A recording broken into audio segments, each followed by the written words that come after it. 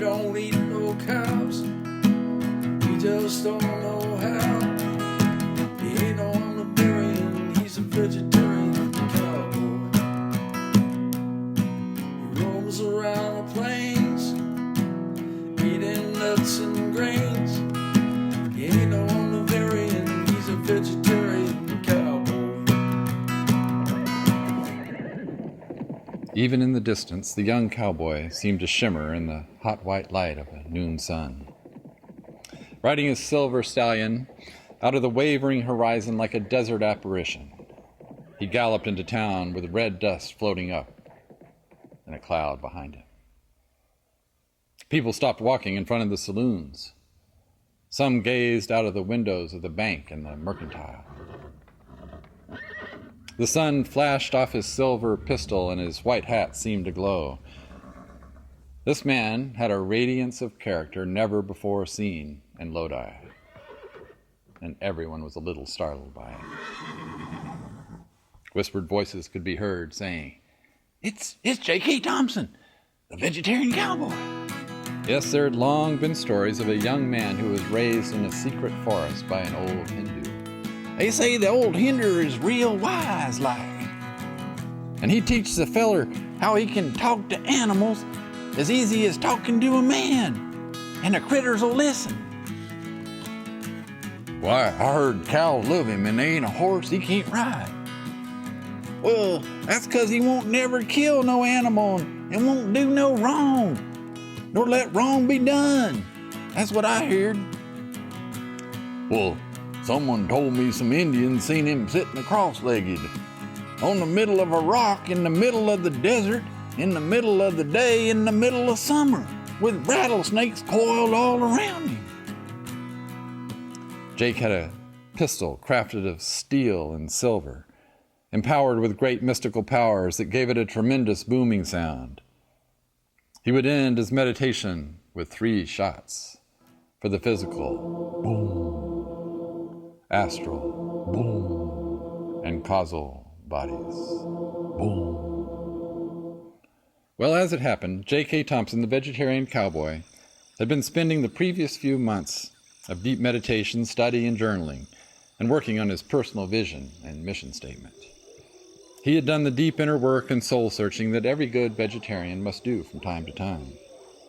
He had attended a few cowboy development seminars and went on a long-conducted retreat for men. Imbued with a deep inner conviction about the meaning of his life, he realized that he would have to leave the forest and play a role in the world. And the action plan that emerged for him was to ride into Lodi, and so he did. And Betty, a young cowgirl who had completed a 3-month intensive wilderness-based leadership training conducted by the local tribal council co-op, had moved to Lodi a month earlier. Her personal mission was to be a healer and help people learn to express their feelings more openly. But for the time being, she had opened a juice bar in one of the 11 saloons of Lodi. Lodi had 1 bank, a Pony Express, a livery, a mercantile, a hotel, the sheriff's office and jail, and 11 saloons. With 10 other saloons competing for business, Leroy Leatherface let Betty set up her juice bar in the Dead End Saloon. At first, one by one, almost every cowboy in town stopped in. "Well, hello there, Miss Betty. I'd like me a passion fruit mango smoothie." "Well, I'm going to try me a cranapple orange juice blend." "Well, set me up with a lemon ice with pineapple. And I tell you what, do I get a free boost with that? Because if so, I'd like a Vita Boost." So Betty tried to explain that these drinks stimulated the prana, helped purify their blood and oxygenate their systems, and influence a raise in consciousness. But the cowboys didn't get it. "Hey, Buster, what happened to your eye?" "Well, darn it, I had me a papaya, banana, strawberry smoothie and was feeling all relaxed. So I made the mistake of smiling at Buster, and he walloped me for I could remember how to fight." "Yeah, it's them drinks. They'll take the mad right out of you." So with this sort of reasoning, after the first few weeks, the juice bar business was tapering off. Leroy Leatherface was contemplating sending Betty on her way, excepting Bad Billy Bob Baxter threatened to shoot something if he did. Raised by parents who had no love for each other, no love for the world or anything in it, and who had no sense of positive possibility in their lives, they of course had no love for Bad Billy Bob. Being the youngest of the Bad Baxter boys, Bernie, Bert, Bobo, and Buster, Billy Bob had to fight for everything he'd ever wanted in his whole life.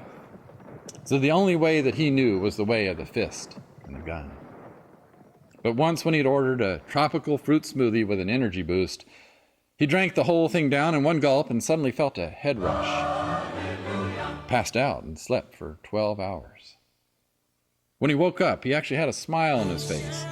And this facial expression, well, it scared his brothers. So they poured a bottle of whiskey down his throat and he seemed to return to normal. But after that, he wasn't going to let Leroy shut down the juice bar. So when Jake first rode into Lodi after 20 miles on a dusty trail, there was nothing that he wanted more than a tall, cool carrot juice with a wheatgrass chaser. And in Lodi, there was only one place to find something like that, the Dead End Saloon. The Dead End hadn't been swept out in a month, so the dust swirled around his boots when J.K. Thompson, the vegetarian cowboy, walked in that day. Suddenly, the wiry piano player stopped playing. All the poker players held their cards. The roughnecks at the bar stopped in mid-drink. Leroy Leatherface stopped listening to the complaints of his customers, and his customers stopped complaining. There was total silence except for the whir of the wheatgrass juicer that Betty was cranking on. J.K. Thompson, the vegetarian cowboy, didn't notice the awkward air in the room. He strode purposely through the room as if he knew his way around a saloon. He stopped in front of Betty's Better Juice Bar and said, "I'll take a tall organic carrot with a half Macintosh and a double wheatgrass." "Whoa! No one's ever ordered a double wheatgrass," said the wiry piano player. But Jake didn't pay him no mind. He stood tall and silent at the bar, waiting, while Betty pressed the Macintosh apple into his carrot juice. He didn't seem to notice as Bad Billy Bob slowly pushed himself back from the table. Nor did he look up when Bad Billy Bob squared himself facing Jake, right in front of those old swinging saloon doors. In fact, J.K. Thompson didn't seem to have a thought in the world until he finished draining the carrot juice, put the glass down, and then finished sipping his double wheatgrass. He paid Betty with a heavy silver coin that rolled around loudly on the bar for a few seconds before her deft fingers swept it up. Now, this was all too much for Bad Billy Bob. Not accustomed to dealing with new feelings, he couldn't begin to verbalize the subtle emotions that were triggering themselves in his mind-body connection. Not a man who had learned to process impulses, delay gratification, or create a dialogue of discovery, Bad Billy Bob arrived at the only conclusion he ever arrived at for any new situation: a gunfight.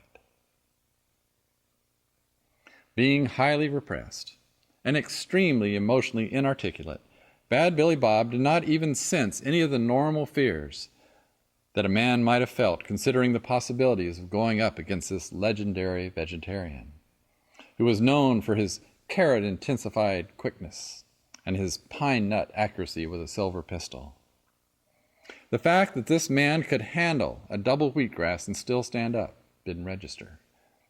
No, Bad Billy Bob was oblivious to everything but his instinct to fight, and he was not in any way prepared for what happened next. Slowly, peacefully, without malice, J.K. Thompson, the vegetarian cowboy, turned toward Bad Billy Bob. Everyone in the room backed up against the walls. There were a few whispers from nervous cowboys, and one man appealed momentarily for peace. "Can't we all just get along?" Before Bad Billy Bob glared menacingly in his direction. When things settled down and a tense silence gripped the room, it was Jake who spoke in a calm, strong voice that resounded through the room. "I am brave. I am strong." Well, I'm brave and I'm strong too." Perfume of success thoughts blows in me, blows in me. "Perfume? What are you talking about perfume for? Well, who cares? Perfume of success thoughts blows in me too. I am cool. I am calm. Well, I'm cool and I'm calm too. I am sweet. I am kind. What? Well, I'm sweet and I'm kind too. I am love and sympathy. I am charming and magnetic. I am pleased with all. I wipe away all tears and fears. I have no enemy. I am the friend of all. Well, I too am love and sympathy. I too am charming and magnetic. And I'm pleased with all, and I wipe away all tears and fears, and I have no enemy, and I'm the friend of all. Then, friend, let me shake your hand and buy you a wheatgrass. I could use a friend like you. Well, shoot, stranger. I ain't never had a friend before, and I could sure darn use one after all the psychological trauma I've been through living in this God-forsaken town. Hey, say, you think I could have a little parsley added to that wheatgrass? And from that day, Bad Billy Bob was never called bad again. And he was often seen sitting by the campfire late at night, chatting with Jake about the ancient Hindu scriptures and the subtleties of spiritual, psychophysical development of cattle. And it was in this manner that J.K. Thompson began to have an effect on Lodi.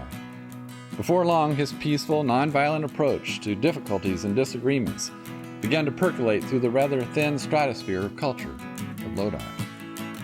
With some training from J.K. Thompson, Bernie Burt, Bobo, and Buster Baxter left their life of cattle rustling and opened a veterinary clinic.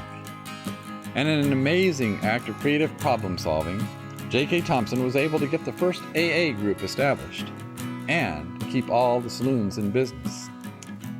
He taught the bartenders how to diffuse whiskey with herbal tea, such that a man could drink a foul-tasting liquid all night long and not get drunk. The owners found they could run their saloons for a month on 12 bottles of whiskey. With drinking and fighting down 80%, the sheriff was able to convert a large jail cell into a counseling office, where Betty began running encounter groups for cowboys who needed help dealing with their issues. The foot-thick concrete walls were perfect for muffling the sobs of tough old men who finally found a way to admit that they needed help. As the cowboys would say, Jake and Betty done taught us that anyone can find gold out west, but only the most diligent cowboy who goes within can find the immutable nuggets of inner spiritual realization. Be there on the double if you get into trouble, but they can't land him in jail just for eating kale. Got enough to eat, he don't eat no meat. He ain't no omnivarian, he's a vegetarian cowboy. He don't like to fight, he meditates in the light. He ain't no omnivarian, he's a vegetarian.